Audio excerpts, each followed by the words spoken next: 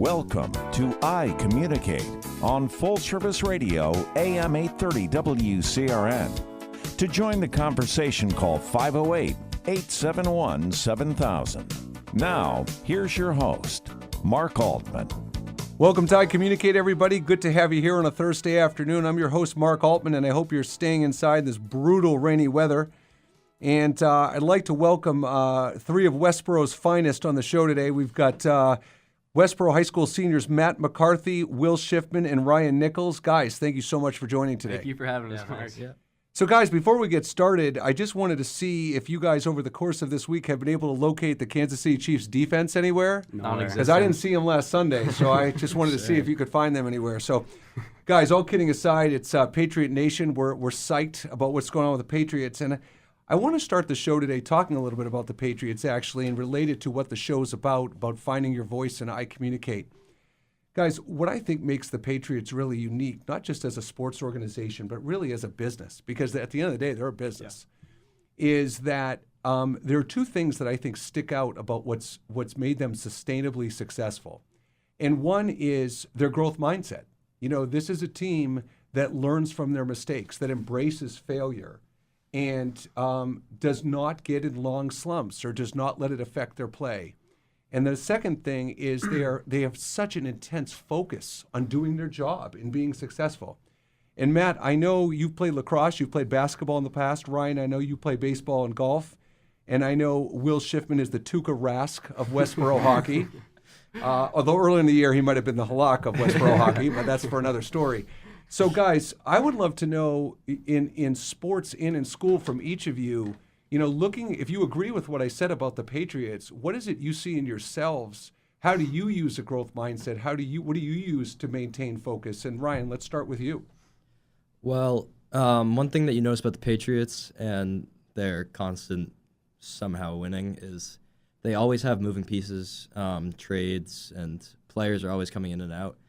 And even with that constant flow of not knowing what or not, well, they know what they have, but just kind of having to switch around and having to go with the flow of picking up new pieces. It's kind of like school and sports. You kind of just have to work with what you have, find the strengths in what you have, and kind of work on the weaknesses. And so, Ryan, golf is such an unforgiving sport. I find that one of the reasons I don't play golf very much is I get too frustrated and I'm too intense. So when you're playing golf competitively and you have a bad shot or you have a bad hole and you're set back, what are you thinking at that point to stay with that growth mindset, not letting it beat you up? Well, you can't take it too seriously, because if you take one mistake and kind of let it get in your head, it multiplies into more mistakes, and you just have to take everything. How do you do that, though? How are you able to do that? It's just honestly practicing, just keeping a even keel when being in these tough pressure situations. Certainly, some people are born with it, but it's something that I've personally had to work on. Just getting the best results, you need to be calm, and the only way that you're going to do that is kind of putting yourself in pressure situations. So you've practiced mindset, emotional intelligence, things like that? Yes. Okay. Well, I have always said that the two hardest positions in professional sports are a baseball pitcher and a hockey goalie. All eyes are on you at all times. What is that like? I mean, you let up a bad goal, a soft goal, same thing. What are you doing to maintain the right mindset? Well, I can't let something that's happened in the past get to me. I can't keep thinking about the puck that's gone in the net already because I can't do anything about it. So I have to look past it almost, and just stay within myself and think about what's important now. It's kind of a motto I have. It's on the back of my helmet, win. And it really gets me into the position where I need to focus on the next shot and not the last shot. So, Will, take us inside your head. So let's pretend you just, God forbid, I know you don't let in soft goals, but let's just make it imaginary. If you were to let in a soft goal, I'm in the stands, I'm looking at you on the ice. Am I going to see a body language? First of all, am I going to see your head drop or some kind of body language? That's my first question. Well, last year I had a tough time with that. I think definitely I showed the other team that I was down. But this year, what I'll do is whenever I let up a goal, I'll take the water bottle and just have a sip of water and keep my face straight. And it just keeps me thinking of me just having a straight face. I'll just like stay within myself and not think about it and think about what I can do next to help my team. So, Will, if I was trying to be difficult, when you explain that, what was going through my head is, are you avoiding processing what happened to stay focused, or are you digesting it and learning from it? Because those are two different things. Yeah, right? so like if I let up a soft goal, you can see me, I'll go through the goal again. I'll go through my position and see what I could have done better almost, and just like go through the play, visualize what happened, and do a different movement that I didn't do. Now, Matt, coming to you, I want to talk about execution, right? Because when you play sports, execution is so critical. And one of the things that I think is tough in team sports is even if you're not directly involved in a play, you're still involved in the play. Right. So what kind of mindfulness or is your inner voice telling you to kind of keep you focused when you compete in lacrosse or basketball or something like that? Yeah, no, that's a great question, especially pertaining to like lacrosse, because it's all about spacing. Like offense, there's 3 attack and 3 midfielders, and the whole time we're just basically running in circles, switching places, and you have to be in the right spot even if the ball is on the complete opposite side of the field from you, because we're trying to move the defenders in a way where we can like make a move and score. So it's making sure that you're in your spot and you know where you're supposed to go next is the most important thing in the sport. So, Matt, let me ask you, we're talking right now about skills like resiliency and growth mindset and things like that. You guys are all going to be heading to college, in the fall.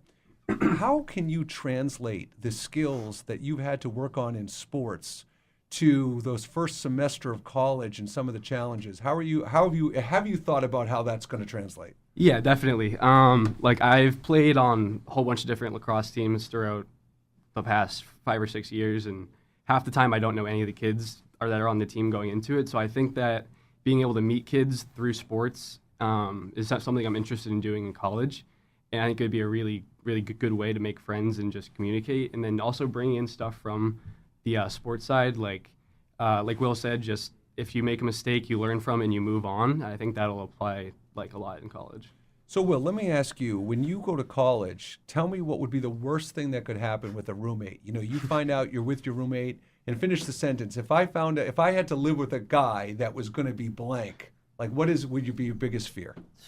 I mean, all jokes aside, probably a Yankees fan. I think that'd be tough. I don't blame you. I don't know. I feel like it'd be a lot of disagreements between us. I don't know. For the Yankee fans that listen to our show, just so you know, not only do I agree with Will, but I do therapy sessions at my office if you want to recover from being a Yankees fan legit. So anyway, my daughter who does mental health for high schools is probably going to be upset that I'm saying that. So sorry, Kyra. But all kidding aside, no, seriously though, what else, Will? What else would be something? I feel like if they didn't have things in common with me, I feel like that'd be tough. It'd be finding someone else who doesn't have something in common with me and trying to get through that and find something that we both enjoy. I feel like that would be kind of a tough thing, especially because we're living so close to each other. What about habits? Are you do you keep things clean? Are you messy? Like, what are some habits for you? I try to stay pretty organized. I think that would be pretty tough if someone was like very messy.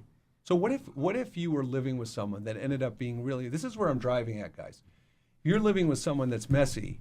How do you deal? You guys probably haven't had a lot of experience with roommates and situations. So when you have teammates in sports, this is what we're talking about. So the skills you have to learn to communicate with your teammates. You got this roommate, you're a month in, this person's messy. What are you going to do to say to that guy to be like, to advocate for yourself so it's not driving you nuts? What would you do, Will? So I think like being part of a sports team, and this year I'm the captain of the team, and like kind of just like I think talking about it is a huge thing. Not just letting it go untalked about is probably the worst thing that could happen. And trying to find a common goal, I feel like in between us would be a good thing. And like just making sure that we can have the best experience possible. I think that's a great answer. All right, we're going to go to our first break. We're going to hear from Ryan Nichols. He has pearls of wisdom to share with us after the break, so please stay tuned. This has been I Communicate. We'll be right back.